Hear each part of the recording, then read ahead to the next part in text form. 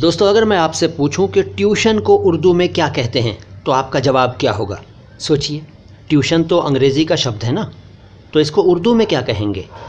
सोच में पड़ गए ना? आज बताऊंगा आपको मैं कि उर्दू में ट्यूशन को क्या कहते हैं। लेकिन इससे पहले आपसे कहना चाहूँगा कि अगर आपने हमारे चैनल को सब्सक्राइब नहीं किया है तो सब्सक्राइब कर लीजिए। उर्दू में एक शब्द चलता है अतालीक़ी।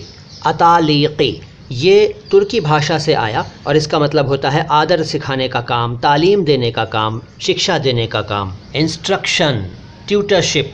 यही ट्यूशन के लिए इस्तेमाल किया जाता है। ट्यूशन को उर्दू में अतालीक़ी ही कहेंगे। अतालीक़ी, प्राइवेट ट्यूशन, प्रिसेप्टरशिप, अतालीक़ी। तो इस छोटी सी जानकारी को दूर दूर तक पहुंचा दीजिए। और अगर आप हिंदी या उर्दू के किसी भी शब्द का अर्थ या उसका उच्चारण यानी बोलने का तरीका जानना चाहते हैं तो कमेंट बॉक्स में टाइप कर दीजिए, मैं आपको बता दूंगा। मैं मोइन शम्सी हूँ, ये चैनल है माय हिंदी माय उर्दू। सलाम हिंदुस्तान।